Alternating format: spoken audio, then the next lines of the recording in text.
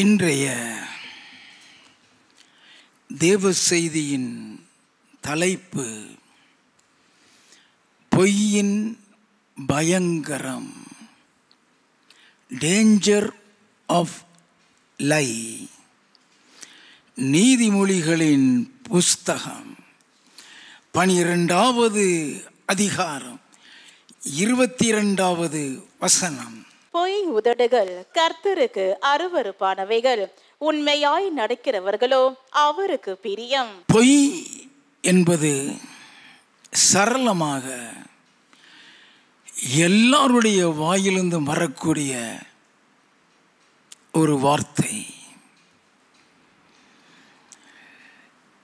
ஆனால் அந்த பொய்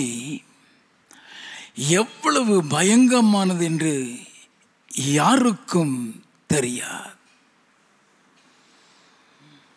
கர்த்தருடைய பார்வையில் பொய் எவ்வளவு அருவருப்பானது, அந்த பொய்யினால் எப்படிப்பட்ட சாபம், மரணம், ஆக்கினை வரும் என்பது யாருக்குமே தெரியாது.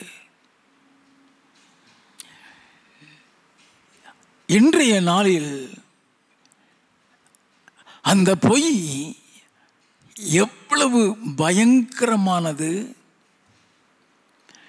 எப்படி பரலோகத்தை இழக்க வைக்கும், எப்படி தேவனுடைய ஆக்கினைக்குள் கொண்டு போகும் என்பதை குறித்து தான் பார்க்க போகின்றோம். பொய்க்கு மூல காரணமே பிசாசு தான். நல்லா கவனிங்க. The root cause for lie is Satan. நம்மை பொய் சொல்ல வைப்பவனே சாத்தான் தான். அவன் நம்மளை பொய் சொல்ல வைத்து நம்மை பாவத்துக்குட்படுத்தி அந்த பாவத்தின் மூலம் சாபத்தை, மரணத்தை, ஆக்கினை தீர்ப்பை கொண்டு வர வைத்து விடுவான். அவனை குறித்து இயேசு கிறிஸ்து சொன்னார். யோவான் எழுதின சுவிசேஷம் 8வது அதிகாரம் 44வது வசனம். நீங்கள் உங்கள் பிதாவாகிய பிசாசானவனால் உண்டானவர்கள், உங்கள் பிதாவினுடைய இச்சைகளின்படி செய்ய மனதாயிருக்கிறீர்கள். அவன் ஆதி முதற்கொண்டு மனுஷ கொலை பாதகனாயிருக்கிறான். சத்தியம் அவனிடத்தில் இல்லாதபடியால் அவன் சத்தியத்திலே நிலை நிற்கவில்லை. அவன் பொய்யனும் பொய்க்கு பிதாவுமாய் இருக்கிறபடியால் அவன் பொய் பேசும்போது தன் சொந்தத்தில் எடுத்து பேசுகிறான். ஆண்டவர் சொன்னார், ஆதி முதற்கொண்டு அவன் கொலைபாதகன், அவன் பொய்யனும் பொய்க்கு பிதாவுமாய் இருக்கிறான் என்று. தேவனாகிய கர்த்தர் மனுஷனை உருவாக்கிய அந்த காலத்தில் இருந்து இவன் தேவனால் உருவாக்கப்பட்டவனையே வஞ்சித்து பொய் சொல்ல வைத்து சாபத்தை கொண்டு வந்தவன். நல்லா கவனித்துக் கொள்ள வேண்டும். ஆதியாகமம் 2வது அதிகாரம் 16வது 17வது வசனங்கள்.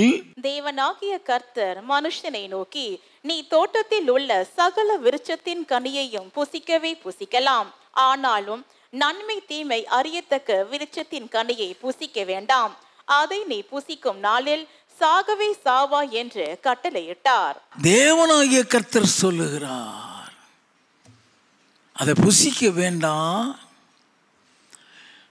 அதை புசிக்கிற நாளில் சாகவே சாவாய்ங்கிறாரு.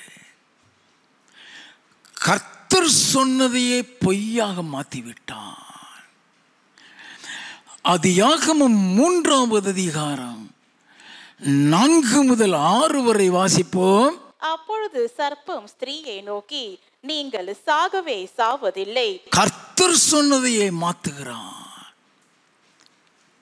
நாமெல்லாம் ஏமாத்துறான். நல்லா கவனிக்க வேண்டாம்.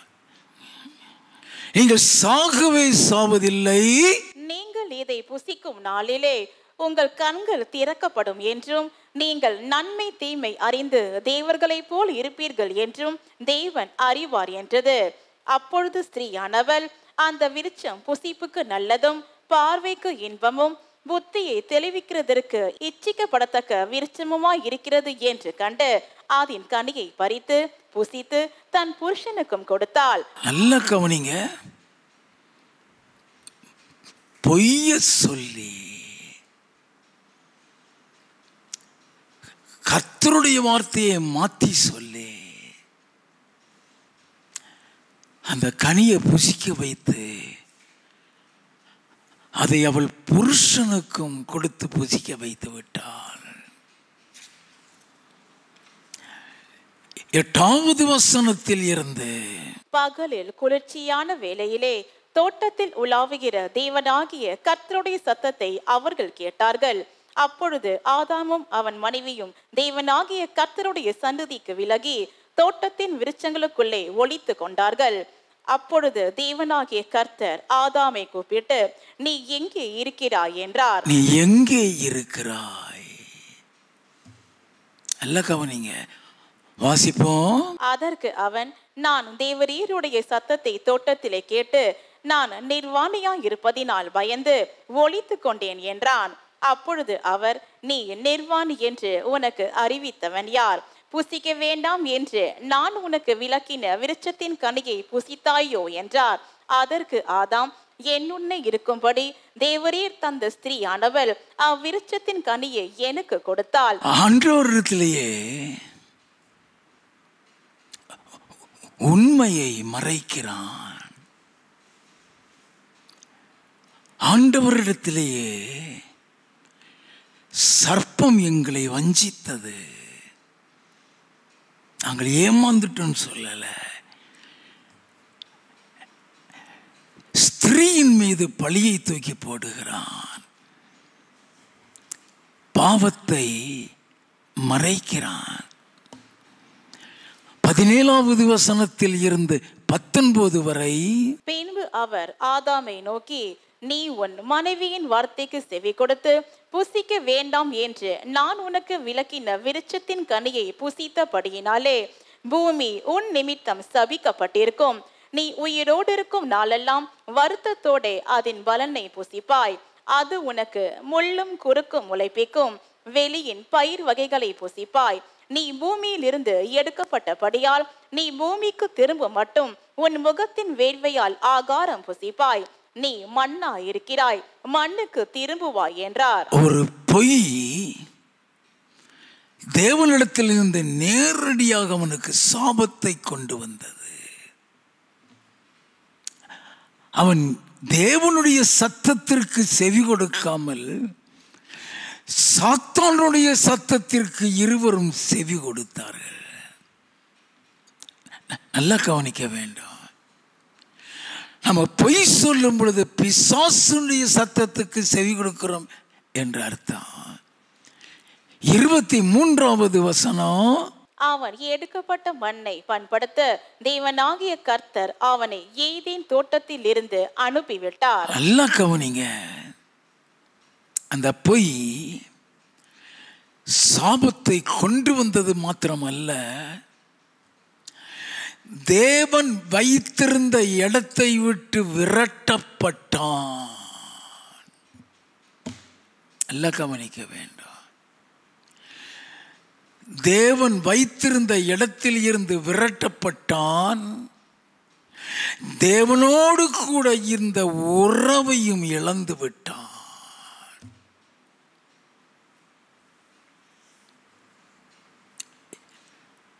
தகப்பனுடைய பொய் மகனுடைய வாழ்க்கையிலும் தொடருகிறது. ஆதியாகமம் 4வது அதிகாரம் 8வது வசனத்தில் இருந்து, காயின் தன் சகோதரனாகிய ஆபேலோட பேசினான். அவர்கள் வயல்வெளியில் இருக்கும் சமயத்தில் காயின் தன் சகோதரனாகிய ஆபேலுக்கு விரோதமாய் எழும்பி அவனை கொலை செய்தான். கர்த்தர் காயினை நோக்கி உன் சகோதரனாகிய ஆபேல் எங்கே என்றார். உன் சகோதரனாகிய ஆபேல் எங்கே?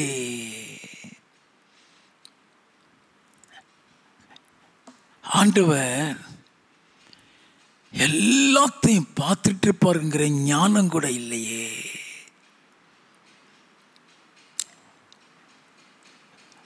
நல்லா கவனிங்க. ஆண்டவர் கேட்கிறார், உன் சகோதரனை ஆபேல் எங்கே? வாசிப்போம். அதற்கு அவன், நான் அறியேன், என் சகோதரனுக்கு நான் காவலாளியோ என்றான். பொய். துணிகரமா கர்த்தரிடத்திலேயே பொய் சொல்லுகிறான். அதனால தான் இயேசு சொன்னான், அவன் ஆதி முதல் கொலை பாதகனாயிருக்கிறான், அவன் பொய்யினும் பொய்க்கு பிதாவும் சொன்னாரே. அந்த பொய்யை சாத்தான் சொல்ல வைக்கிறான். நன்றாக கவனித்துக் கொள்ள வேண்டும். வாசிப்போம். அதற்கு அவர், என்ன செய்தாய்? உன் சகோதரனுடைய இரத்தத்தின் சத்தம் பூமியில் இருந்து என்னை நோக்கி கூப்பிடுகிறது. இப்பொழுது உன் சகோதரனுடைய இரத்தத்தை உன் கையிலே வாங்கி கொள்ள தன் வாயை திறந்த இந்த பூமியில் நீ சபிக்கப்பட்டிருப்பாய். நீ நிலத்தை பயிரிடும் போது அது தன் பலனை இனி உனக்கு கொடாது. நீ பூமியில் நிலையற்று அலைகிறவனாயிருப்பாய் என்றார். பொய் அவன் வாழ்க்கையில் சாபத்தை கொண்டு வந்தது. நல்லா கவனிக்க வேண்டும். அநேக காரியங்கள்ல கர்த்தர் ஒருத்தர் இருக்கிறார். ஒவ்வொரு காரியத்தையும் கர்த்தர் பார்த்து கொண்டிருப்பாருங்கிறது யாருக்கும் தெரியாது. பொய்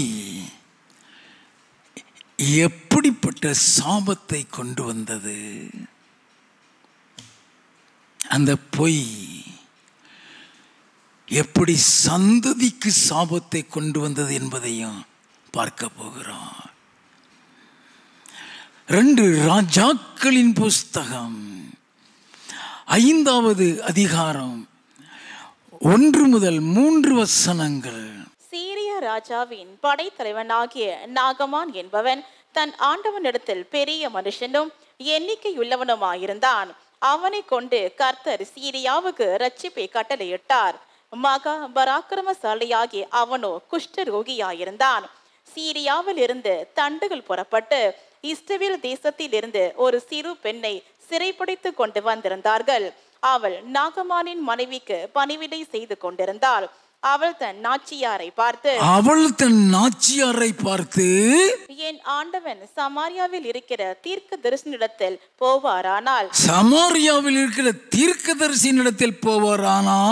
நலமாயிருக்கும், அவர் இவருடைய குஷ்ட ரோகத்தை நீக்கி விடுவார் என்றால். நல்ல கவனிங்க.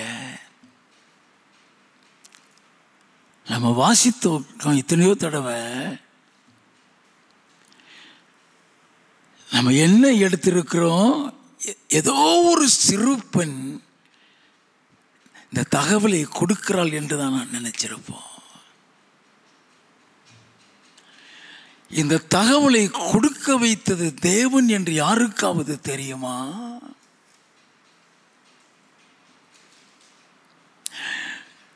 நாகமானை அங்க போக வைக்கிறது கர்த்தர் என்று யாருக்காவது தெரியுமா?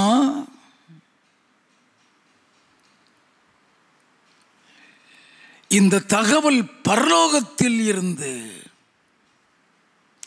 பரலோக தேவனிடத்தில் இருந்து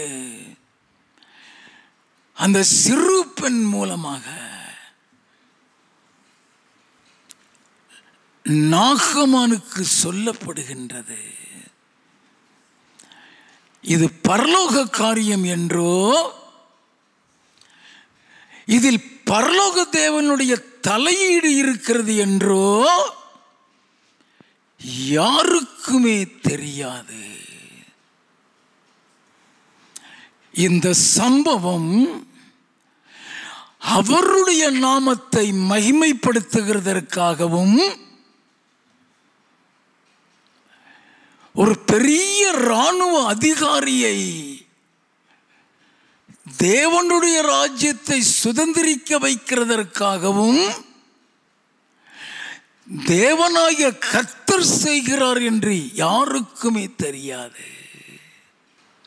நாம் அதை அறிந்து கொள்ள வேண்டாம். நாகமான் உடனடியாக இந்த தகவலை அவனுடைய ராஜாவுக்கு சொல்லி அவரிடமிருந்து நிருபங்களை வாங்கி கொண்டு அங்கே இருக்கிற இஸ்ரவேல் ராஜாவிடத்தில் கொண்டு போய் கொடுக்கிறான்.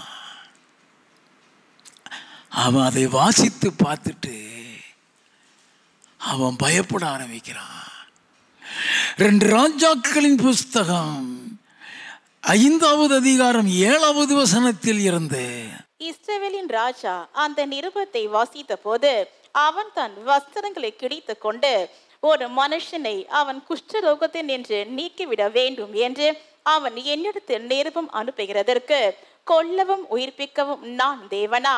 இவன் என்னை விரோதிக்க சமயம் தேடுகிறான் என்பதை சிந்தித்து பாருங்கள் என்றான். அவனால புரிஞ்சுக்கிட முடியல. ஏன்னா குஷ்டரோகத்தை என் தேவனை என்று யாராலையும் சுகப்படுத்த முடியாது. இது தேவனாகிய கர்த்தர் செய்கிறார்னு தெரியாது. இந்த காரியம் அவருடைய தலையீடுல நடந்து கொண்டிருக்கிறது தெரியாது. இந்த தகவலை அவர் கொடுத்து அனுப்புகிறார் என்று தெரியாது. வாசிப்போம்.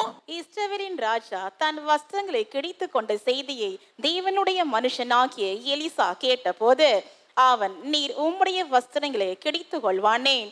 அவன் என்னிடத்தில் வந்து இஸ்ரவேலிலே தீர்க்கதரிசி உண்டென்பதை அறிந்து கொள்ளட்டும் என்று ராஜாவுக்கு சொல்லி அனுப்பினான்.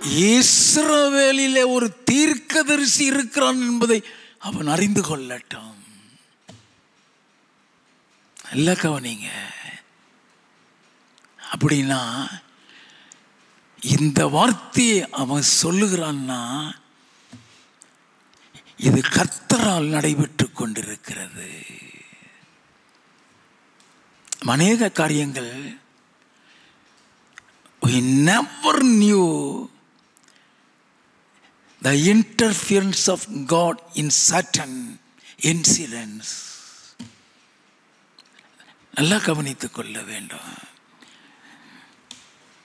வாசிப்போம்.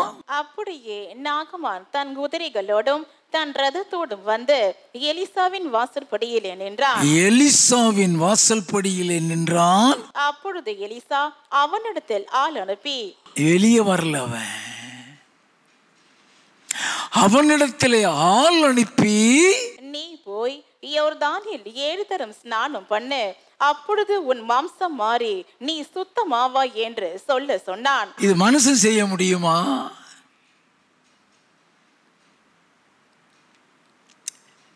எலிசாவுக்கு ஆண்டவர் சொல்றாரு, அங்க போய் குளிக்க சொல்லு, சரியாயிடுவா.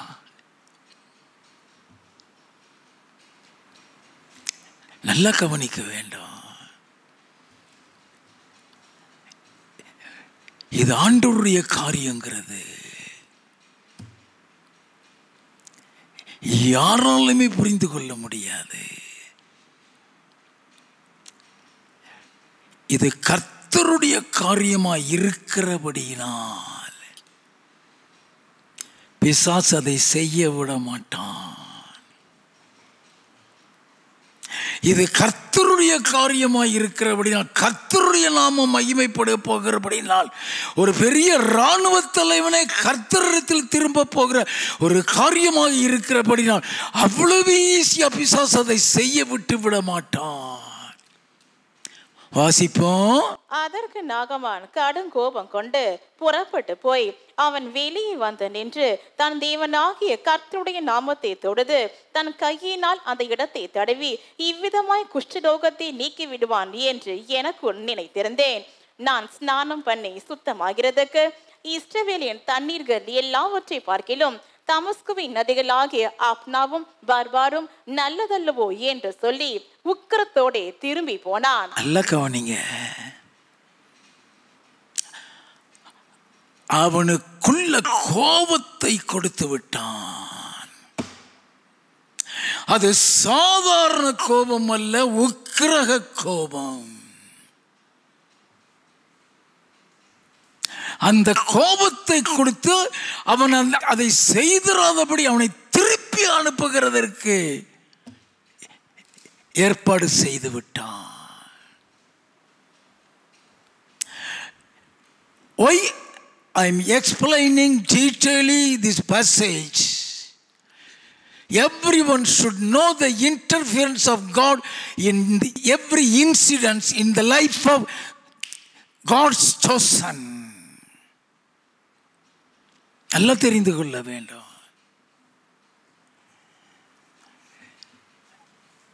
இது ஆண்டவர் செய்து கொண்டிருக்கிறார். ஆண்டவருடைய காரியத்திலேயே பிசாசு எந்த அளவுக்கு ஈடுபடுகிறான் என்பதை நாம் அறிந்து கொள்ள வேண்டும். தேவனால் உருவாக்கப்பட்ட ஒரு ஆதாம் ஏவாளையே பொய் சொல்ல வைத்து விட்டான். அவர்களிடம் போய் கர்த்தர் சொன்னதையே பொய்யாக மாற்றுகிறவன் எப்படிப்பட்டவனாயிருப்பான்? மனுஷன் மற்றவர்கள் ஏமாத்திரம் அவனுக்கு. அந்த கோபம் அவனுக்கு என்ன செய்கிறங்கிறது கூட தெரியாது. அவன் கோபப்பட்டதுனால நஷ்டம் அவனுக்கு தாங்கிறது அவனுக்கு தெரியாது. Since it was from the Lord, the interference of God again started through another person. நல்லா கவனிங்க. இது தேவனிடத்தில் இருந்து தேவனால் வழிநடத்தப்பட்டு கொண்டு வருகிறபடினால தேவன் என்ன செய்கிறார்? வாசிப்போம். அவன் ஊழியக்காரர் சமீபத்தில் வந்து அவனை நோக்கி, தகப்பனே, அந்த தீர்க்கதரிசி ஒரு பெரிய காரியத்தை செய்ய உமக்கு சொல்லி இருந்தால் அதை நீர் செய்வீர் அல்லவா? ஸ்நானம் பண்ணும், அப்பொழுது சுத்தமாவீர் என்று அவர் உம்மோடே சொல்லும் போது அதை செய்ய வேண்டியது எத்தனை அதிகம் என்று சொன்னார்கள். நல்ல கவனிங்க. எத்தனை சாந்தம், எத்தனை அமைதல், எத்தனை அருமையாய் சொல்லி அவன் கோபத்தை தனிய வைக்கிறான். It's from the Lord. அந்த சிறு பெண்ணும் கர்த்தரால் அனுப்பப்பட்டவள், நாகமானுடைய அந்த ஊழியக்காரர்களும் சொல்லுகிற வார்த்தை கர்த்தரிடத்தில் இருந்து வருகிறது. யாருக்காவது தெரியுமா இந்த காரியத்தை கர்த்தர் செய்து கொண்டிருக்கிறார் என்று? யாருக்காவது தெரியுமா? நல்லா கவனிக்க வேண்டும். ஆண்டவர் ஒரு காரியத்தை செய்ய நினைத்தா செய்துதான் முடிப்பார். அவரை எந்த பிசாசாலும் தடுக்க முடியாது. நல்லா கவனிக்க வேண்டும். வாசிப்போம். அப்பொழுது அவன் இறங்கி தேவனுடைய மனுஷன் வார்த்தையின்படியே யோர்தானில் 7 தரம் முழுகின போது அவன் மாம்சம் ஒரு சிறு பிள்ளையின் மாம்சத்தை போல மாறி அவன் சுத்தமானான். நல்லா கவனிங்க. ஆண்டவரே அனுப்பி ஆண்டவரே 2 அடிமை ஆட்கள் மூலமாக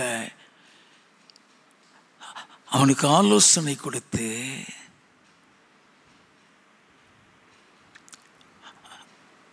அவன் குஷ்டரோகத்தை நீக்கி ஒரு குழந்தை சரீரம் மாதிரி ஆக்கிட்டாரு.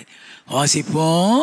அப்பொழுது அவன் தன் கூட்டத்தோடெல்லாம் தேவனுடைய மனுஷனிடத்துக்கு திரும்பி வந்து அவனுக்கு முன்பாக நின்று, இதோ இஸ்ரவேலில் இருக்கிற தேவனை தவிர பூமி எங்கும் வேறே தேவன் இல்லை என்பதை அறிந்தேன். இதில் கர்த்தர் மகிமைப்படுகிறார். நல்ல கவனிங்க, இதுல என் தேவன் மகிமைப்படுகிறார். இதுல கர்த்தருடைய நாமம் மகிமைப்படுகிறது. அவரை போல ஒரு தேவன் இல்லை என்பதை உணரும்படியான ஒரு காரியத்தை கர்த்தர் செய்கிறார்.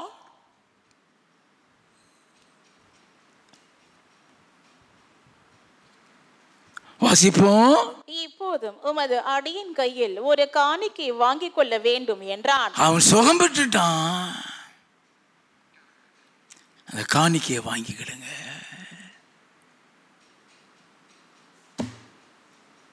வாசிப்போம். அதற்கு அவன், நான் வாங்குகிறதில்லை என்று கர்த்தருக்கு முன்பாக அவருடைய ஜீவனை கொண்டு சொல்லுகிறேன் என்றான்.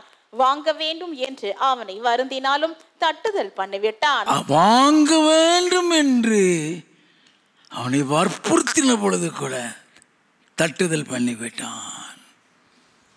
வாசிப்போம். அப்பொழுது நாகமான், ஆனாலும் 2 கோவேறு கழுதைகள் சுமக்கத்தக்க 2 பொதிமண் உமது அடியனுக்கு கட்டளையிட வேண்டும். உமது அடியேன் இனி கர்த்தருக்கே அல்லாமல் அந்நிய தேவர்களுக்கு சர்வாங்க தகனத்தையும் பலியையும் செலுத்துவதில்லை. நல்ல கவனிங்க. இப்படி அவன் சொல்றான் சொன்னா, இது யாரால் நடைபெற்று கொண்டிருக்கிறது? இது கர்த்தரால் நடைபெறுகிறது. இது கர்த்தரால் நடைபெற்றுக் கொண்டிருக்கிறது. இது தேவனுடைய காரியம். இது தேவனால் நடைபெற்றுக் கொண்டிருக்கிறது. இந்த சம்பவத்தின் மூலம் தேவனுடைய நாமம் மகிமைப்பட்டது. கர்த்தர் தான் ஜீவனுள்ள தேவன் என்பதை இது நிரூபிக்க வைத்தது. ஒரு தேசத்தின் பெரிய இராணுவ அதிகாரி ஆண்டவருக்குள் வருகிறான். அந்த சிறு பெண்ணும் நாகமானுடைய ஊழியக்காரர்களும் அவனுக்கு இந்த காரியத்தை சொல்ல இருந்தால் நாகமான் குஷ்டரோகியா தான் இருந்திருப்பான். இந்த அற்புதம் நடந்திருக்காது.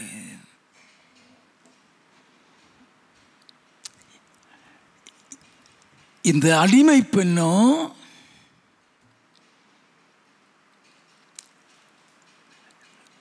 நாகமானுடைய ஊழியக்காரர்களும் சொன்ன காரியம் கர்த்தரிடத்தில் இருந்து வந்தது என்பதை நிரூபிக்கத்தக்கதான ஒரு வேத வசனத்தை நாம் வாசிக்கலாம். அப்போஸ்தலர் நடவடிக்கைகளின் புஸ்தகம் 8வது அதிகாரம் 26வது வசனத்தில் இருந்து, பின்பு கர்த்தருடைய தூதன் பிலிப்பை நோக்கி, நீ எழுந்து தெற்கு முகமாய் எருசலேமில் இருந்து காசா பட்டணத்துக்கு போகிற வனாந்திர மார்க்கமாய் போ என்றான். கர்த்தருடைய தூதன் சொல்லுகிறான். நல்லா கவனிக்க வேண்டும். பிலிப்பினிடத்தில் கர்த்தருடைய தூதன் சொல்லி அனுப்புகிறான். வாசிப்போம். அந்தபடி அவன் எழுந்து போனான். அப்பொழுது எத்தியோப்பியருடைய ராஜஸ்திரியாகிய கந்தாகே என்பவளுக்கு மந்திரியும் அவளுடைய பொக்கிஷம் எல்லாவற்றிற்கும் தலைவனுமாயிருந்த எத்தியோப்பியன் ஆகிய ஒருவன் பணிந்து கொள்ளும்படி எருசலேமுக்கு வந்திருந்து ஊருக்கு திரும்பி போகும்போது தன் ரதத்தில் உட்கார்ந்து ஏசாயா தீர்க்கதரிசியின் ஆகமத்தை வாசித்து கொண்டிருந்தான். ஆவியானவர், நீ போய் அந்த ரதத்துடனே சேர்ந்து கொள் என்று பிலிப்புடனே சொன்னார். யாரு சொன்னா? ஆவியானவர். அப்படின்னா இந்த சம்பவம் ஆவியானவரால் நடந்து கொண்டிருக்கிறது. பிலிப்பாக எந்திரிச்சு வரல. எல்லாம் கவனிங்க, இந்த சம்பவம் ஆவியானவரால் நடந்து கொண்டிருக்கிறது. 35வது வசனத்தில் இருந்து, அப்பொழுது பிலிப்பு பேச தொடங்கி இந்த வேத வாக்கியத்தை முன்னிட்டு இயேசுவை குறித்து அவனுக்கு பிரசங்கித்தான். இயேசுவை குறித்து அவனுக்கு பிரசங்கித்தான். இவ்விதமாய் அவர்கள் வழி நடந்து போகையில் தண்ணீர் உள்ள ஓரிடத்திற்கு வந்தார்கள். அப்பொழுது மந்திரி, இதோ தண்ணீர் இருக்கிறதே, நான் ஞானஸ்தானம் பெறுகிறதற்கு தடை என்ன என்றான். அதற்கு பிலிப்பு, நீர் முழு இருதயத்தோடும் விசுவாசித்தால் தடை இல்லை என்றான். அப்பொழுது அவன், இயேசு கிறிஸ்துவை தேவனுடைய குமாரன் என்று விசுவாசிக்கிறேன் என்று சொல்லி ரதத்தை நிறுத்த சொன்னான். அப்பொழுது பிலிப்பும் மந்திரியும் ஆகிய இருவரும் தண்ணீரில் இறங்கினார்கள். பிலிப்பு அவனுக்கு ஞானஸ்தானம் கொடுத்தான். அவர்கள் தண்ணீரிலிருந்து கரையேறின பொழுது கர்த்தருடைய ஆவியானவர் பிலிப்பை கொண்டு போய்விட்டார். கர்த்தருடைய ஆவியானவர் பிலிப்பை கொண்டு போய்விட்டார். தண்ணீர்ல இறங்குனா பரலோகவாசியாய் மாறிவிட்டான். அந்த பிலிப்பை அனுப்புனது ஆவியானவர். அந்த பிலிப்பு மூலமா அவன் இயேசுவை அறிந்து கொண்டான்.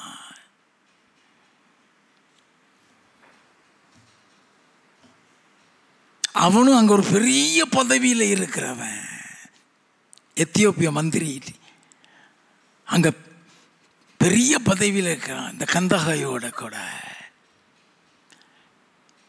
அவனை ஆண்டவரை அறிய வைக்க, அவன் மூலம் கர்த்தருடைய நாமம் மகிமைப்பட, அவன் மூலம் அந்த தேசமே ரட்சிக்கப்பட ஆவியானவர் இந்த காரியத்தை செய்கிறார். அவன் தண்ணியில மூழ்கிறான். தண்ணியில இருந்து எந்திரிக்கும் போது பாவம் நீக்கப்பட்டவனாக எந்திரிக்கிறான். அங்க நாகமான் தண்ணியில இறங்குறான். அவன் தண்ணியில இருந்து எழுந்த பொழுது குஷ்டரோகம் நீக்கப்பட்டவனாக வெளியே வருகிறான். இது ஆவியானவருடைய செயல்பாடு. இது கர்த்தர் ஈடுபட்டு செய்கிற காரியம். எல்லாம் கவனித்துக்கலாம். எப்படி அந்த பிலிப்பை கர்த்தர் அனுப்பி செய்தாரோ அதே மாதிரி கர்த்தர் இங்க இந்த சிறு பிள்ளை அந்த ஊழியக்காரர்கள் மூலமாக கர்த்தர் செய்கிறார். நல்லா கவனிக்க வேண்டும்.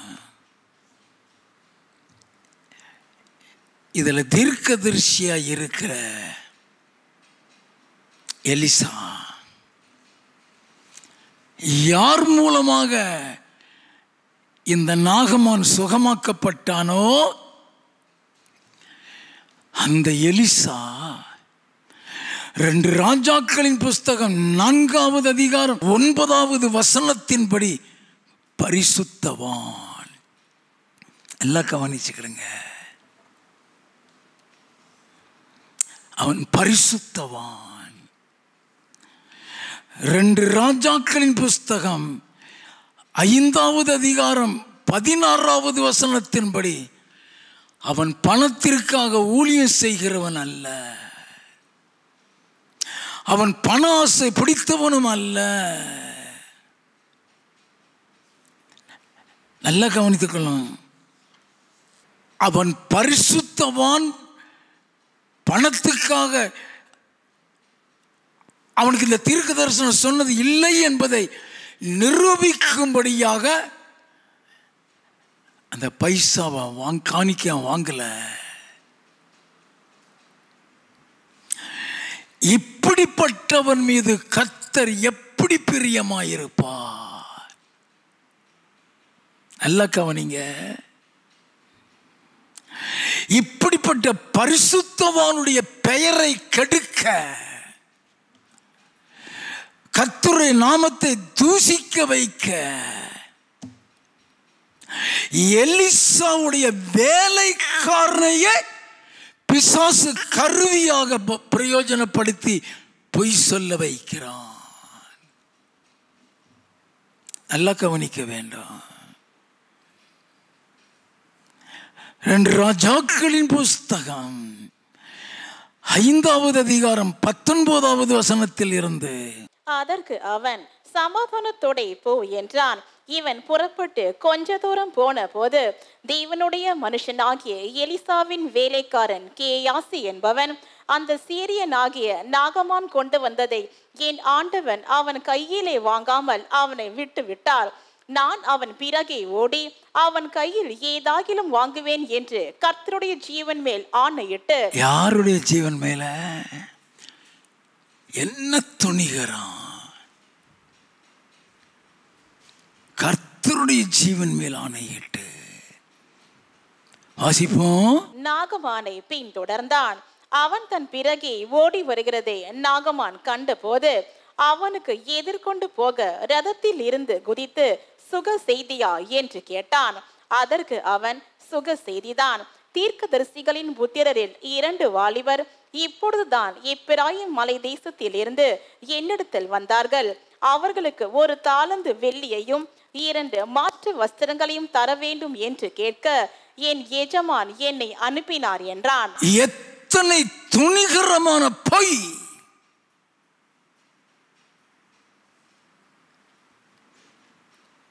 தேவனுக்கு முன்பாகவும் மனுஷருக்கு முன்பாகவும் பரிசுத்தமாய் வாழ்ந்தவனை, பணத்திற்கு ஆசைப்படாமல் காணிக்கை வாங்க மறுத்தவனை,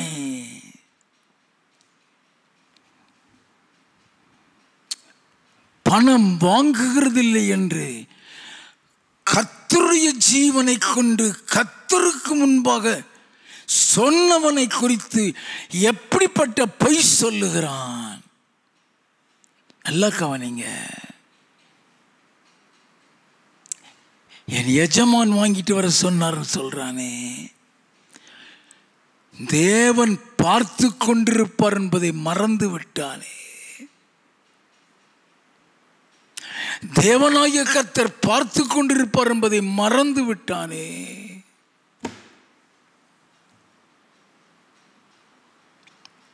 ரெண்டு ராஜாக்களின் புஸ்தகம் 5வது அதிகாரம் 24வது வசனத்தில் இருந்து, அவன் மேட்டனைக்கு வந்த போது அவன் அதை அவர்கள் கையில் இருந்து வாங்கி வீட்டிலே வைத்து அந்த மனுஷரை அனுப்பிவிட்டான். ஒளிச்சு வச்சிட்டான், வெளியே தெரியாதுன்னு.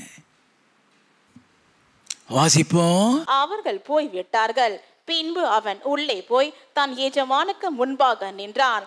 கேயாசியே, எங்கே இருந்து வந்தாய் என்று எலிசா அவனை கேட்டதற்கு அவன், உமது அடியான் எங்கும் போகவில்லை என்றான். துணிகரமான பொய். ஐயா, அவன் சாதாரண மனுஷன் சொல்லலையா, ஒரு தீர்க்கதரிசிட்ட சொல்றான். அவன் எப்படிப்பட்ட தீர்க்கதரிசின்னு அவனுக்கு தெரியுமே. எது செய்தாலும் கர்த்தர் அவனுக்கு மறைக்க மாட்டார்னு தெரியுமே. வாசிப்போம். அப்பொழுது அவன் இவனை பார்த்து, அந்த மனுஷன் உனக்கு எதிர்கொண்டு வர தன் ரதத்தில் இருந்து இறங்கி திரும்புகிற போது என் மனம் உன்னுடன் கூட செல்லவில்லையா? என் கூடயே இருந்தியப்பா, ஒரு பிள்ளை போல உன்னை வச்சிருந்தேனப்பா.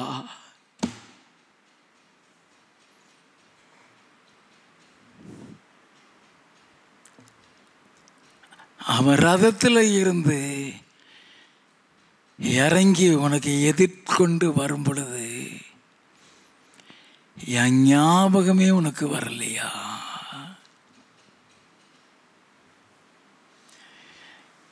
இந்த சம்பவத்தை கர்த்தர் அவனுக்கு காமிப்பார்னு கூட உனக்கு தெரியாதா?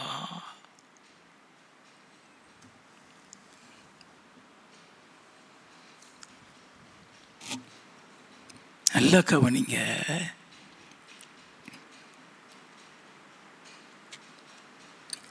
இதுல கர்த்தருடைய தலையீடு இருக்கிறதுங்கிறதை மறந்துட்டானே.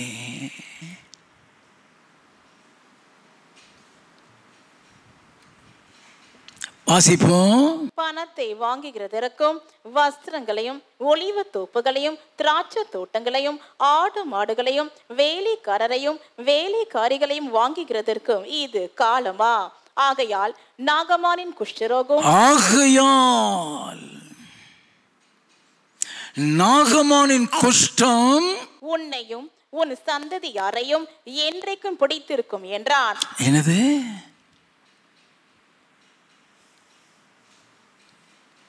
உன்னையும் உன் சந்ததின்னு சொல்லிட்டானே. சந்ததியாரையும். வாசிப்போம். உடனே அவன் உறைந்த மழை நிறமான குஷ்டரோகமாகி அவன் சமூகத்தை விட்டு புறப்பட்டு போனான். On the spot is from the Lord. Is from the Lord. சாபம் அவனோடு நிக்கல, அவன் சந்ததிக்கும் வந்ததான். ஏன் அவன் சந்ததிக்கு வந்தது?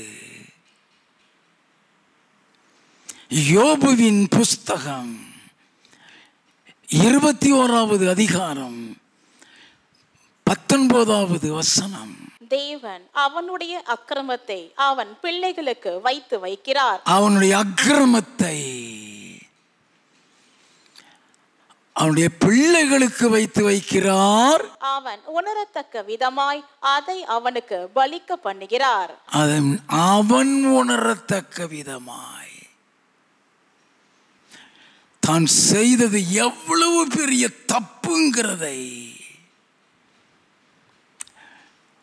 அவன் உணர்ந்து கொள்ளும்படி அவன் பிள்ளைக்கு வைக்கிறாராம். நல்லா கவனிக்க.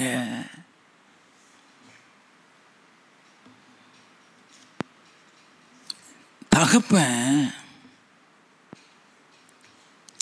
செய்கிற தப்பு பிள்ளைய பாதிக்குங்கிறது யாருக்கும் தெரியாது இல்லையா? ஆதியாகமம் 9வது அதிகாரம் 20வது வசனத்தில் இருந்து. நோவா பயிரிடுகிறவனாகி திராட்சை தோட்டத்தை நாட்டினான். அவன் திராட்சை ரசத்தை குடித்து வெறி கொண்டு தன் கூடாரத்தில் வஸ்திரம் விலகி படுத்திருந்தான். நல்லா கவனிங்க. யோபு புஸ்தகத்துல தான் பிள்ளைக்கு வருங்கிறத வாசித்திருக்கிறோம். நோவா காலத்திலே அது பிள்ளைக்கு வருதுங்கிறது தெரியணும். வாசிப்போம். அப்பொழுது கானானுக்கு தகப்பனாகிய காம். யாருக்கு தகப்பனா? கானானுக்கு தகப்பனாகிய காம் என்று எழுதப்பட்டது. தகப்பன் தப்பை செய்கிறான். கானானுக்கு தகப்பனாகிய காம் தன் தகப்பனுடைய நிர்வாணத்தை கண்டு வேலையில் இருந்த தன் சகோதரர் இருவருக்கும் அறிவித்தான். அப்பொழுது சேமும் யாபேத்தும் ஒரு வஸ்திரத்தை எடுத்து தங்கள் இருவருடைய தோள் மேலும் போட்டுக்கொண்டு பின்னிட்டு வந்து தங்கள் தகப்பனுடைய நிர்வாணத்தை மூடினார்கள். அவர்கள் எதிர்முகமாய் போகாதபடியினால் தங்கள் தகப்பனுடைய நிர்வாணத்தை காணவில்லை. நோவா திராட்சரசத்தின் வெறி தெளிந்து விடித்த போது தன் இளைய குமாரன் தனக்கு செய்ததை அறிந்து, அவன் செய்ததை அவனுக்கு சொல்றாங்க, அறிந்து கானான் சபிக்கப்பட்டவன். யாரு சபிக்கப்பட்டவனா? காம் இல்ல, செஞ்சது காமு. சாபத்தை பெற்றது அவன் மகன் கானான். நல்ல கவனிங்க.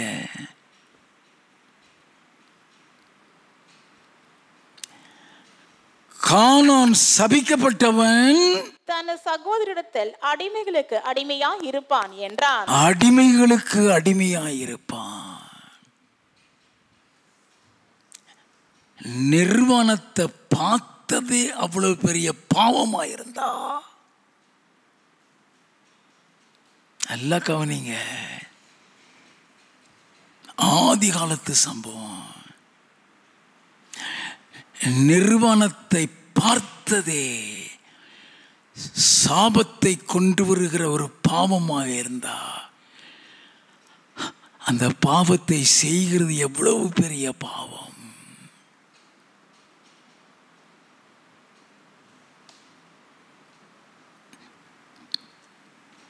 யாத்ராகமம் 34வது அதிகாரம் 5 முதல் 7 வசனங்கள். கர்த்தர் ஒரு மேகத்தில் இறங்கி அங்கே அவன் அருகே நின்று கர்த்தருடைய நாமத்தை கூறினார்.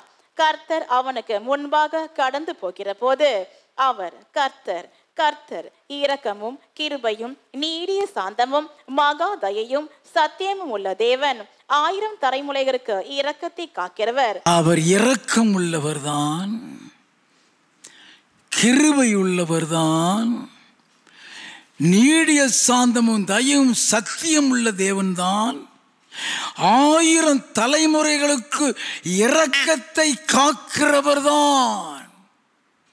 வாசிப்போம். அக்கிரமத்தையும் மீறுதலையும் பாவத்தையும் மன்னிக்கிறவர், குற்றவாளியை குற்றமற்றவனாக விடாமல், குற்றவாளியை குற்றமற்றவனாக விடாமல், பிதாக்கள் செய்த அக்கிரமத்தை பிள்ளைகளிடத்திலும் பிள்ளைகளுடைய பிள்ளைகளிடத்திலும் 3ஆம் 4ஆம் தலைமுறை மட்டும் விசாரிக்கிறவர் என்று கூறினார். நல்லா கவனிக்க வேண்டும். 1000 தலைமுறைகளுக்கு இரக்கத்தை காக்கிறவர் தான், அக்கிரமத்தையும் மீறுதலையும் பாவத்தையும் மன்னிக்கிறவர் தான்.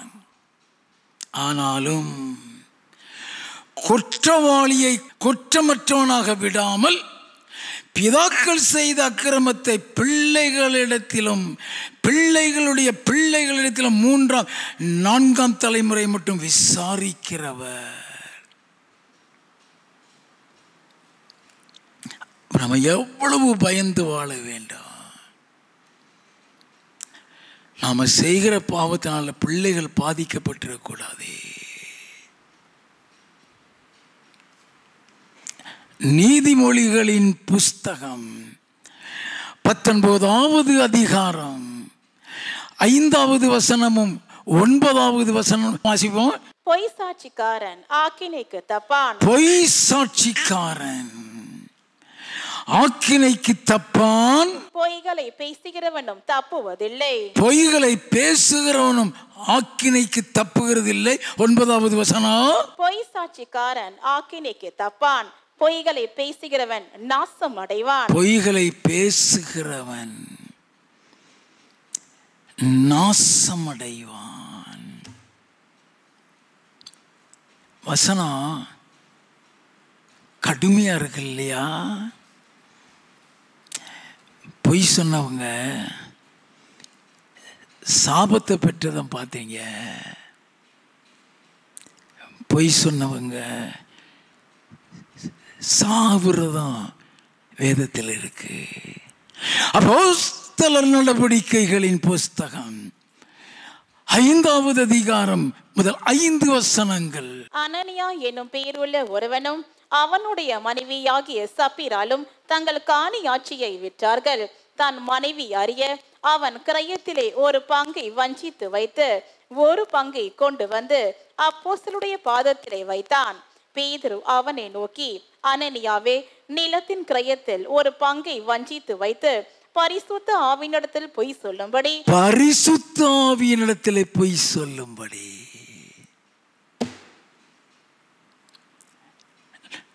நம்ம சொல்லுகிற பொய் பரிசுத்த ஆவியினிடத்தில்ங்கிறது நமக்கு தெரியாது. மனுஷன் சொல்றோம் நினைச்சிடறான். பரிசுத்த ஆவியினிடத்தில் பொய் சொல்லும்படி சாத்தான் உன் இருதயத்தை நிரப்பினதென்ன? அப்ப அந்த பொய் சொல்ல வைக்கிறது யாரு? சாத்தான்.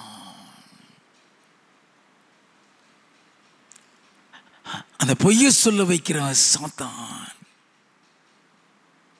அவன் பொய்ய சொல்ல வச்சு அதன் நிமித்தம் பாவத்தை உண்டாக்கி மரணத்தை கொண்டு வந்து விடுவான், ஆக்கினை தீர்ப்பை கொண்டு வந்து விடுவான். தெரியாதே.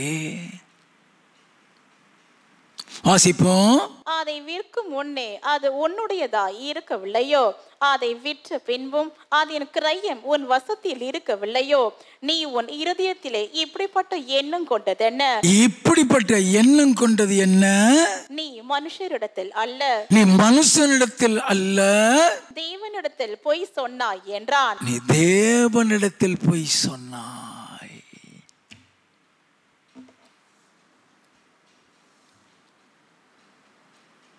பேதுரு அவனை சபிக்கல. உனக்கு இந்த தண்டனை வரும்னு சொல்லல. நீ மனுஷனிடத்தில் இல்லப்பா, நீ தேவனிடத்தில் போய் சொன்னாய்.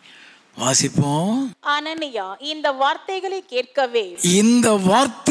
கேட்கவே விழுந்து ஜீவனை விட்டான். விழுந்து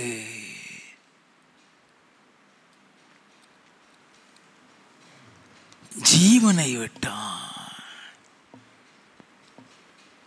ஏன் அவன் விழுந்து ஜீவனை விட்டான்?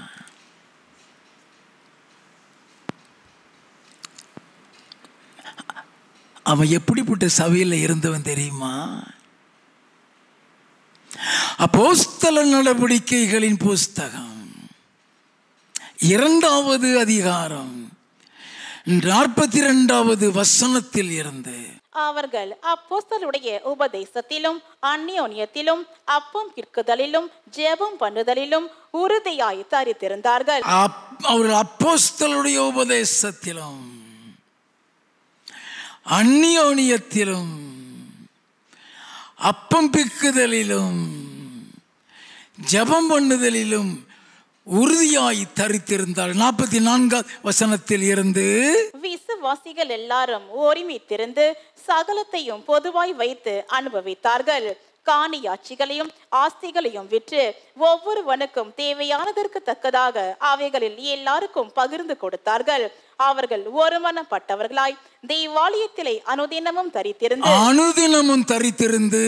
வீடுகள் தோறும் அப்பம் பெற்று மகிழ்ச்சியோடும் கபடமில்லாத இருதயத்தோடும் போஜனம் பண்ணி தேவனை துதித்து ஜனங்கள் எல்லாரிடத்திலும் தயவு பெற்றிருந்தார்கள். ஜனங்கள் எல்லாரிடத்திலும் தயவு பெற்றிருந்தார்கள்.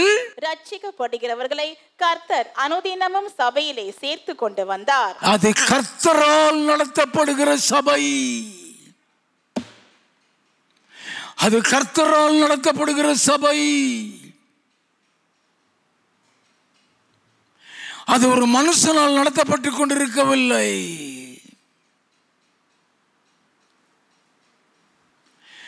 அது கர்த்தரால் நடத்தப்படுகிற சபையாய் இருந்தபடியினால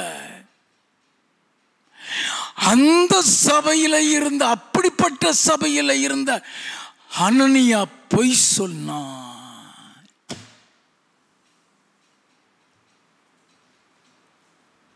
கர்த்தர் கேட்பார் ஐயா. ஒவ்வொரு கான்வர்சேஷனையும் கேட்பாரே. மோசேயுடைய உடன் பிறந்த சகோதரன் மோசேக்கு விரோதமாக பேசினதை கர்த்தர் கேட்டார்னு சொல்லி என்னாகமம் 12:3 எழுதப்பட்டிருக்கிறதே. கர்த்தருடைய கோபம் அவர்கள் மேல் வந்து மெரியாம் குஷ்டரோகி, அந்த ஸ்பாட்ல குஷ்டரோகி ஆனால் என்று என்னாகமம் 12:9-10 வசனங்கள் எழுதப்பட்டிருக்கிறதே. என் ஆண்டவர் ஒவ்வொரு காரியத்தையும் பார்த்து கொண்டிருப்பார், கவனித்துக் கொண்டிருப்பார். அந்த சபை கர்த்தரால் நடத்தப்படுகிற சபை. எந்த சபை கர்த்தரால் நடத்தப்படுகிறதோ அந்த சபையில் நடக்கிற ஒவ்வொரு காரியத்தையும் கர்த்தர் கவனித்துக் கொண்டிருப்பார். நல்லா கவனிக்க வேண்டும். இந்த வார்த்தையை கேட்ட உடனேயே விழுந்து ஜீவனை விட்டான். 7வது வசனத்தில் இருந்து ஏறக்குறைய 3 மணி நேரத்துக்கு பின்பு அவனுடைய மனைவி நடந்ததை அறியாமல் உள்ளே வந்தாள். 3 மணி நேரம் கழிச்சு ஒண்ணுமே தெரியாது, என்ன நடந்ததுனே தெரியாது. உள்ளே வந்தால் பேதுரு அவளை நோக்கி, நிலத்தை இவ்வளவுக்கு தானா விற்றீர்கள்? எனக்கு சொல் என்றான். அவள், ஆம், இவ்வளவுக்கு தான் என்றாள். பேதுரு அவளை நோக்கி, கர்த்தருடைய ஆவியை சோதிக்கிறதற்கு நீங்கள் ஒருமனப்பட்டதென்ன? நல்ல கவனிங்க.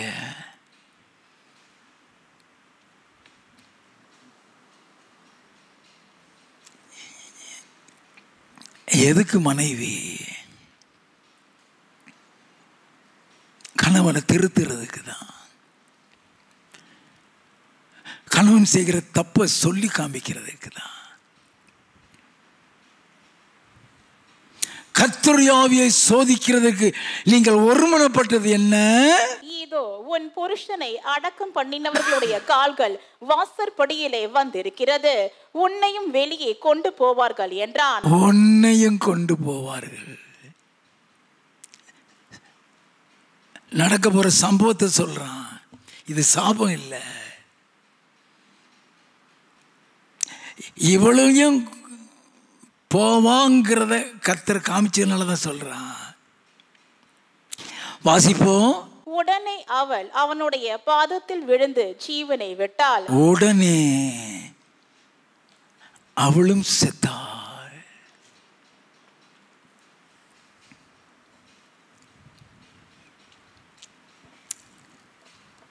வேதம் இந்த பொய்யை குறித்து என்ன வசனங்கள் சொல்லப்பட்டிருக்கிறது வேதத்தில்? எபேசியரின் புஸ்தகம் 4வது அதிகாரம் 25வது வசனம். அன்றையும் நாம் ஒருவருக்கொருவர் அவயவங்களாயிருக்கிறபடியால்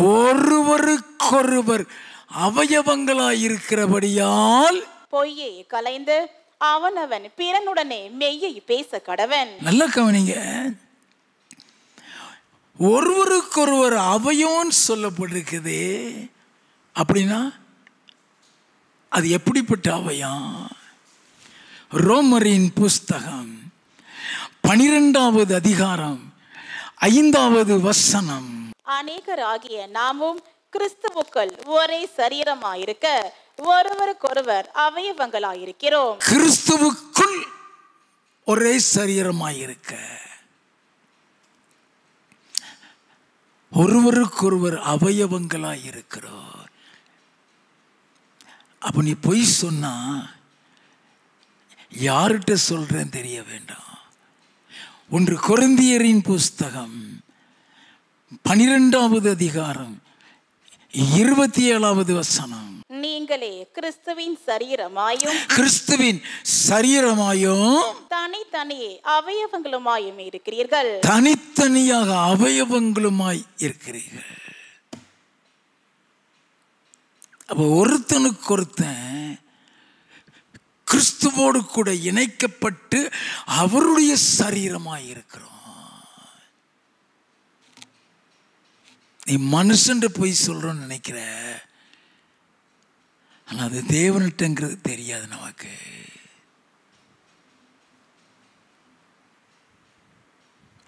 கொலோசையரின் புஸ்தகம் 3வது அதிகாரம் 9வது 10வது வசனம்.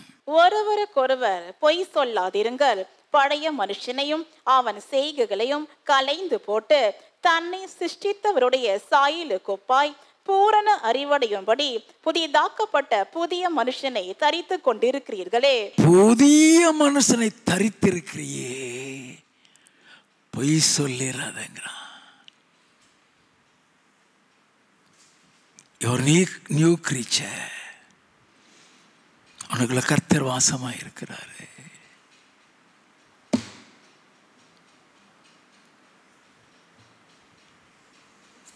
பொய்யனுக்கு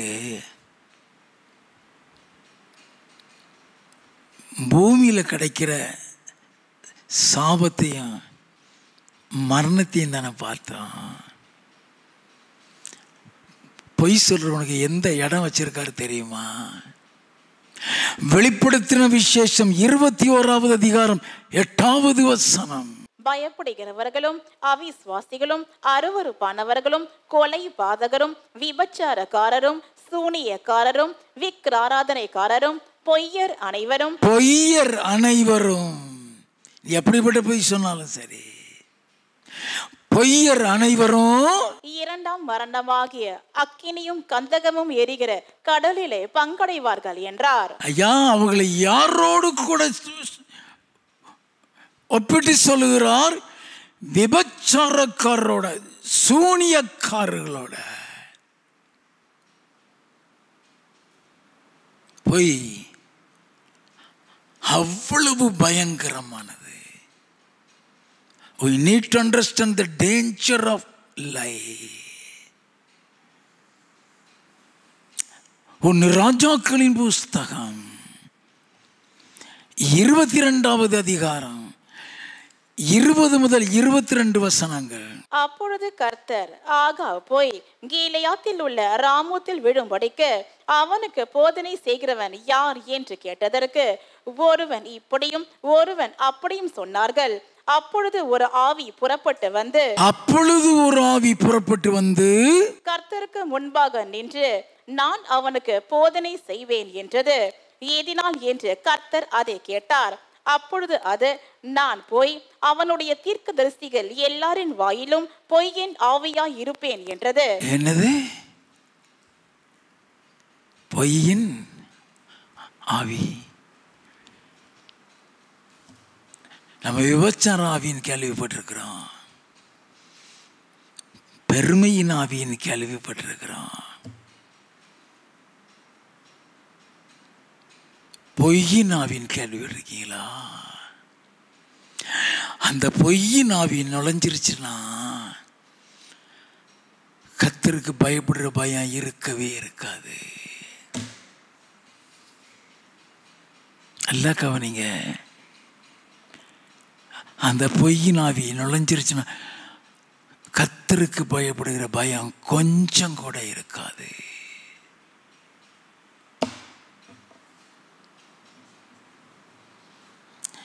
வெளிப்படுத்தின விசேஷம் 21வது அதிகாரம் 22வது வசனத்தில் இருந்து, அதிலே தீவாலத்தை நான் காணவில்லை, சர்வ வல்லமையுள்ள தேவனாகிய கர்த்தரும் ஆட்டுக்குட்டியானவருமே அதற்கு ஆலயம். நகரத்திற்கு வெளிச்சம் கொடுக்க சூரியனும் சந்திரனும் அதற்கு வேண்டுவதில்லை, தேவனுடைய மகிமையே அதை பிரகாசிப்பித்தது. ஆட்டுக்குட்டியானவரே அதற்கு விளக்கு. ரட்சிக்கப்படுகிற ஜனங்கள் அதன் வெளிச்சத்திலே நடப்பார்கள். ரட்சிக்கப்படுகிற ஜனங்கள் அந்த வெளிச்சத்திலே நடப்பார்கள். பூமியின் ராஜாக்கள் தங்கள் மகிமையையும் கனத்தையும் அதற்குள்ளே கொண்டு வருவார்கள். அங்கே ராக்காலம் இல்லாதபடியால் அதன் வாசல்கள் பகலில் அடைக்கப்படுவதே இல்லை. உலகத்தாருடைய மகிமையையும் கனத்தையும் அதற்குள்ளே கொண்டு வருவார்கள்.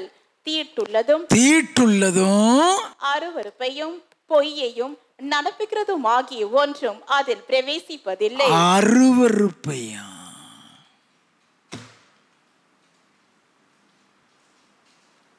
அருவருப்புன்னு சொல்லப்படுகிறது விபச்சாரத்தோட மோசமானது. நல்ல கவனிங்க. தீட்டுள்ளதும் அருவருப்பையும் பொய்யையும் நடப்பிக்கிறது, ஒன்றும் அதில் பிரவேசிப்பதில்லை. ஆட்டுக்குட்டியானவரின் ஜீவ புஸ்தகத்தில் எழுதப்பட்டவர்கள் மாத்திரம் அதில் பிரவேசிப்பார்கள். அப்படின்னா அந்த பொய் உன ஜீவ புஸ்தகத்திலிருந்து பேர் எடுக்க வச்சிரும். நல்லா கவனிக்க வேண்டும். 22வது அதிகாரம் 15வது வசனம்.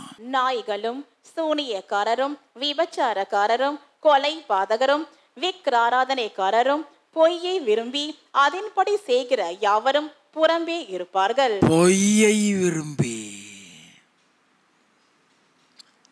அதன்படி செய்கிற யாவரும் புறம்பே இருப்பார்கள். நல்லா கவனித்துக் கொள்ளுங்க. It's from the Lord. It's from the Lord. Hallelujah.